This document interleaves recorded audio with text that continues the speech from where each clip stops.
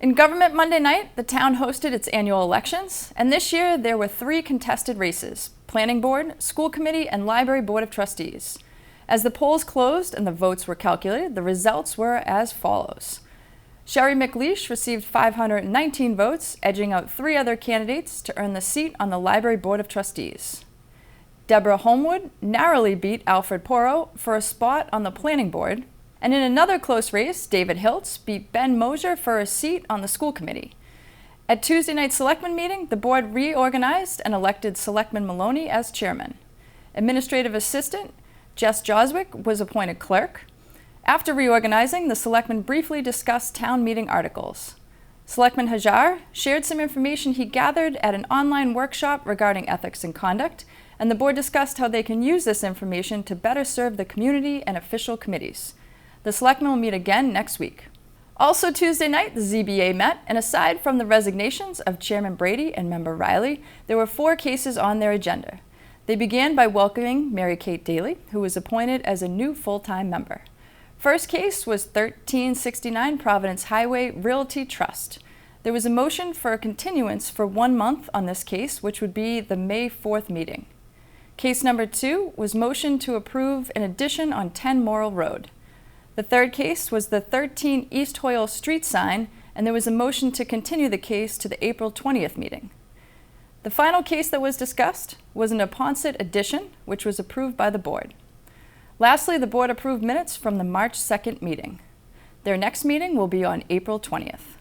Wednesday's school committee meeting began with both Compass and AI3 revolving around the middle school building project, which includes a re-enrollment assignment involving the 5th grade.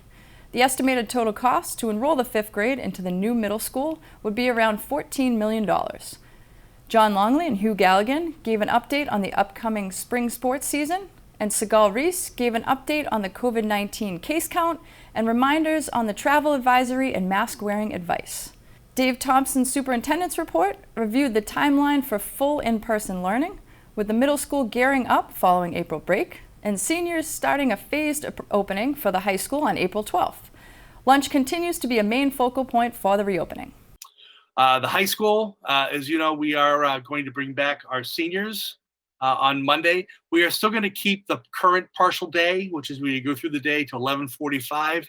Hope I'm correct on that, Dr. Galligan. Grab and go lunch. They have an hour to get home, enjoy their lunch, get some fresh air, and then come back online for a final class. Those schedules will stay in place probably until the DESE date for full in-person is released. The main piece for that is we are still working out how we are going to serve over 1,000 students lunch, do it efficiently, and make sure we are doing it safely. Again, we are looking at gym and outside spaces, looking at renting tents and all those sorts of things. Those are all in the works. Grades 9, 10, and 11 will come back the Tuesday after vacation. Other business included discussion of the long-term agenda and school committee goals.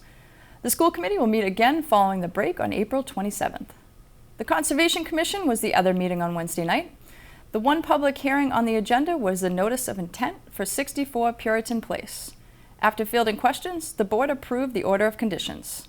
The commission also reviewed and approved their certificate of compliance for 937 University Ave. Toward the end of the meeting, Joe Greeley gave an update on the Norwood Trails, and Holly Jones gave her conservation agent's report. The Conservation Commission is set to meet in a few weeks. For complete government coverage, tune into the NCM Government channel or watch on demand at norwoodcommunitymedia.org.